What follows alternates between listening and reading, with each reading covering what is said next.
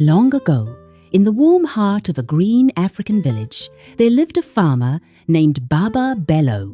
He was an old man with skin the colour of rich soil, hands hardened by years of toil, and eyes that still twinkled with hope.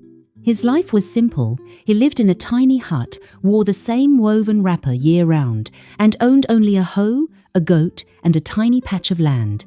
But he had a heart as big as the mountain beyond the river, and he was always smiling, always whistling a cheerful tune. Each morning, he rose before the sun, said a quiet prayer to the ancestors, and walked barefoot to his farm, where he planted yams, cassava, and potatoes. When he was tired, he would sit beneath the great iroko tree and talk to the wind like it was his friend. But seasons had been cruel. His harvests were small, the rains were late, his goat was growing thin, and so was he. One day, while clearing a rocky patch at the edge of his land, Baba Bello's hoe struck something hard. Clang! He leaned down, dug carefully with his fingers, and uncovered 2 small clay pots placed side by side in the earth. They were smooth and ancient, with strange markings around the rim zone had carvings of the moon, the other of the sun. As soon as he touched the moon pot, it vibrated and whispered in a soft, musical voice. Place anything inside me, and I shall double it. The sun pot followed with a voice like warm wind. Whatever is doubled in my twin, I shall double again. Baba Bello stumbled backward. Eh? Spirit pots? His heart pounded like a talking drum, but his curiosity was greater than his fear. Carefully, he picked 1 small potato from his basket and dropped it into the moon pot. Poof! 2 potatoes appeared. He took those 2 and dropped them into the sun pot. Poof! Now he had 4. His eyes nearly popped out of his head. He tested again, this time with a single yam. It doubled, then doubled again. His hands shook as he laughed aloud. Oloran is good. My suffering days are over. He hid the pots in a sack and raced home. That night, he didn't sleep. He doubled and redoubled everything yams, potatoes, cassava, cowries, even his old wrappers. By dawn, his hut was bursting with riches. By the next week, Baba Bello's wealth had grown tenfold. He now had goats, chickens, rabbits, cows, ducks, and even pigs. His days of hunger were gone, replaced by juicy meats, sweet palm wine, and luxurious fabrics. But the kind Baba Bello began to change. He stopped smiling. He stopped sharing. Children who used to play around his hut were now chased away with harsh words. Go away! This is not a playground. One day, an old woman came begging. Please, Baba Bello, my daughter is sick and hungry. Can you spare a yam? He sneered. Go and beg the wind. That night, the sun and the moon got angry, and thunder rolled loudly in the sky, but Baba Bello was too busy counting his riches to notice. Then came his biggest idea, the one that would bring everything crashing down. What if I place the moon pot inside the sun pot? He whispered. A pot that doubles, a pot that doubles, my riches will multiply forever. The pots, sitting on his new golden stool, trembled. The moon pot whispered, Do not do this. Balance must be kept. The sun pot joined. Greed brings chaos. But Baba Bello waved them off. You're just pots. I am the master now. He took the moon pot and slowly placed it inside the sun pot. There was a beat of silence. Then boom! A blast of golden light erupted into the night sky, brighter than the full moon. The wind screamed, the earth cracked, and every chicken, goat, and cows disappeared into thin air. The villagers woke in panic. They ran to Baba Bello's house, but it was no longer there. Where Baba Bello's big house used to be was now a huge hole in the ground, glowing with light and sparkles. And in the center sat 2 children, twins, a boy and a girl, dressed in ash-colored robes, their eyes glowing like fireflies. Everyone gasped. Who are they? The boy spoke, his voice deep and ancient. We are the spirit twins keepers of balance. The girl added, Baba Bello's heart grew too greedy. He tried to twist the laws of nature. Now his lesson is complete. The villagers looked around. confused and afraid. "Where is Baba Bello?" The twins turned to the great iroko tree. Hanging from a branch was a tiny clay doll, shaped just like him. The girl smiled gently. "Until he learns to share again, he shall remain small in a world he tried to control."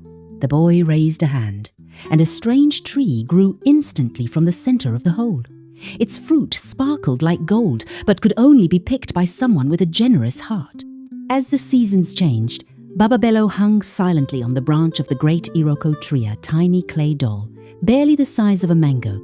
He could see and hear everything. The birds chirped around him. The wind whispered in his ears.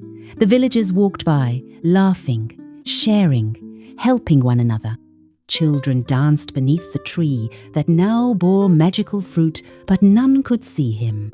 At first, Bello was angry. "I am Baba Bello. I was powerful. I had everything." But no one listened.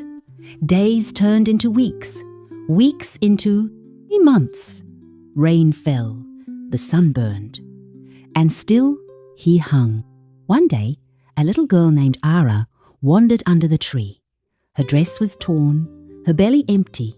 She stared longingly at the glowing fruit above her. Baba Bello watched from his perch. She reached up, but the she could not reach the fruit. Tears filled her eyes. Without knowing why, Baba Bello whispered, "Don't cry, little one." To his surprise, the girl looked up as if she heard him. She stood on her tiptoes again, but slipped and fell with a cry. Baba Bello's clay heart ached. In his tiny clay voice, he said, "Pick a stick, knock the lower branch, it will drop for you." The girl blinked. Somehow, she understood. She picked up a stick and tapped the tree gently. Plop! A fruit fell right into her hands. She gasped in delight. "Thank you, tree," she shouted, hugging its trunk. Then she turned and ran to eat it alone, but to share it with her younger brother. Baba Bello stared. That night, for the first time in months, he didn't think of gold, or power, or doubling anything. He thought of Ara, and of how good it felt to help. He began whispering more often soft advice to the kind-hearted. "Give him your last corn, fetch water for the old woman, don't fight over the last mango." The villagers listened to the wind without knowing it was him. And little by little, the clay softened. One stormy night, lightning struck near the iroko tree. A strong gust of wind snapped the branch and Baba Bello's tiny clay body fell to the earth below. Crack! But instead of shattering, he began to glow. The spirit twins appeared again, stepping out of the shadows beneath the tree. The girl smiled. "You have changed." The boy nodded. Not by force, but by watching, feeling, and choosing to care again. With a gentle wave of their hands, the winds lifted Baba Bello into the air. His clay cracked, light poured out, and in a flash, he was whole again, tall, strong, and barefoot as ever. But this time, he smiled with true humility.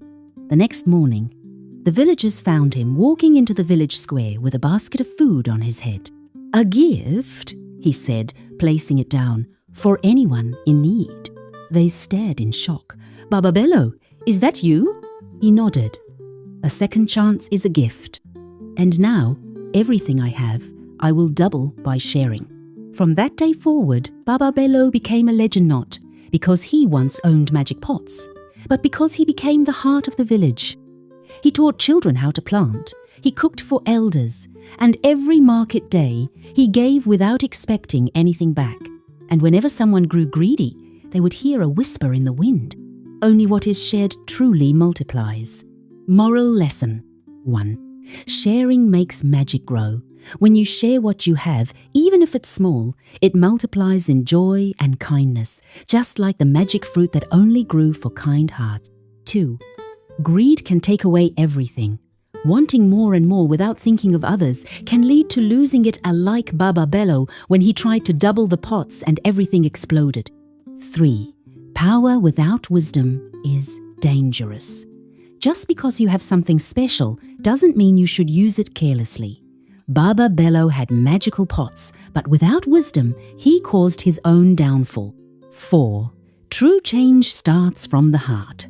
Even after making big mistakes, you can still change for the better, just like Baba Bello did when he started helping others again from his tiny clay form. 5. Helping others brings true happiness. Baba Bello felt joy not from riches, but from giving to those in need. Real happiness comes from kindness, not things. If this story touched your heart, don't just scroll.